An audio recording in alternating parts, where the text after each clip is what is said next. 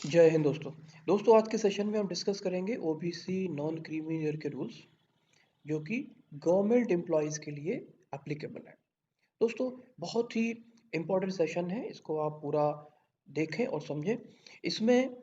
बहुत सारे कैंडिडेट ये पूछते हैं कि उनके ओबीसी नॉन क्रीमी लेयर का स्टेटस क्या होगा अगर मान लीजिए कोई विमेन है जिन्होंने शादी की है क्लास वन ऑफिसर के साथ, यानी कि शादी के पहले वो ओबीसी नॉन क्रीमी लेयर को अवेल करती थी, लेकिन अगर उनकी शादी हो जाती है एक ग्रुप ए ऑफिसर के साथ, क्लास वन ऑफिसर के साथ, तो क्या वो ओबीसी नॉन क्रीमी लेयर के एलिजिबल रहेंगी या नहीं रहेंगी। और इसका वाइसी वर्सा भी है कि अगर कोई आदमी है जो ओबीसी नॉन क्रीमी लेयर को अवेल कर रहा था और उसकी शादी हो जाती है किसी group A class one lady के साथ, तो क्या वो ओबीसी नॉन क्रीमी लेयर को अवेल कर पाएंगे, कंटिन्यू कर पाएंगे या नहीं कर पाएंगे। कॉमन क्वेरी है दोस्तों, क्योंकि ऐसा होता है कि कैंडिडेट मेल हो या फीमेल उनकी प्रिपरेशन चलती रहती है, इसी दौरान उनकी शादी हो जाती है, शादी के बाद भी वो एग्ज़ाम देते हैं, तो उस समय इस बात का एक कन्फ्यूजन आता है कि वो ओबीसी क्रीमी लेयर या ओबीसी नॉन क्रीमी किसके लिए अप्लीकेबल है, क्योंकि उनकी शादी अगर ग्रुप ए ऑफिसर से हो गई है तो अब उनका स्टेटस क्या रहेगा, वो क्रीमी लेयर में आएंगे या नॉन क्रीमी लेयर में आएंगे। दोस्तों इस क्वेरी को समझने के लिए हम आपको लेकर चलते हैं अदर बैकवर्ड क्लास की जो ऑफिशियल वेबसाइट है उस पर लेके चलते हैं और वहाँ देखते हैं कि इसके संबंध में रूल क्या बोलता है। दोस्तों ये लेटर है ministry of personnel public grievances and pensions, department of personal and training, DOPT का 2013 का क्वेश्चन है यहाँ पे। और इसका जो रिप्लाई है उसको देखते हैं नंबर 8 का। देखिए यहाँ पे ये रूल ये बोलता है, it is clarified that the creamy layer status of a candidate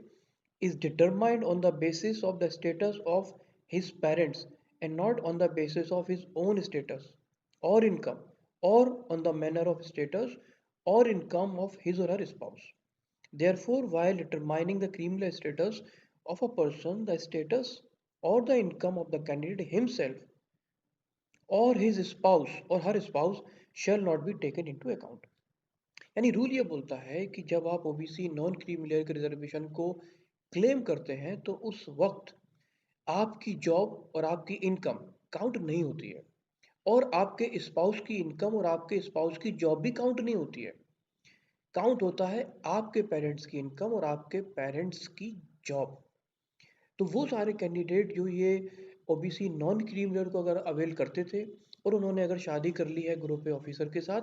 तो अभी भी वो ओबीसी नॉन क्रीमी लेयर को अवेल कर सकते हैं,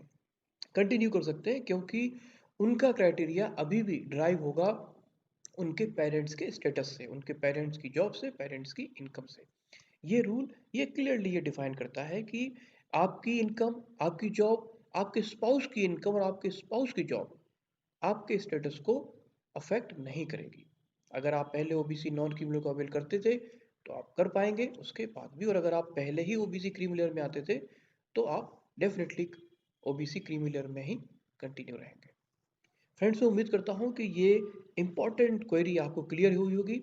और अगर इसके बाद भी आपका कोई डाउट है, कुछ क्वेश्चन है, तो आप कमेंट बॉक्स में मेंशन करें। मैं आपकी क्वेरी को भी रिप्लाई करूंगा, और अगर ज़रूरत होगी तो इसी तरह तो मैं आपके लिए भी इस तरह का एक वीडियो लेके आऊँगा। Friends, I am wishing you very best of luck for all of your upcoming exams. जय हिंद दोस्तों।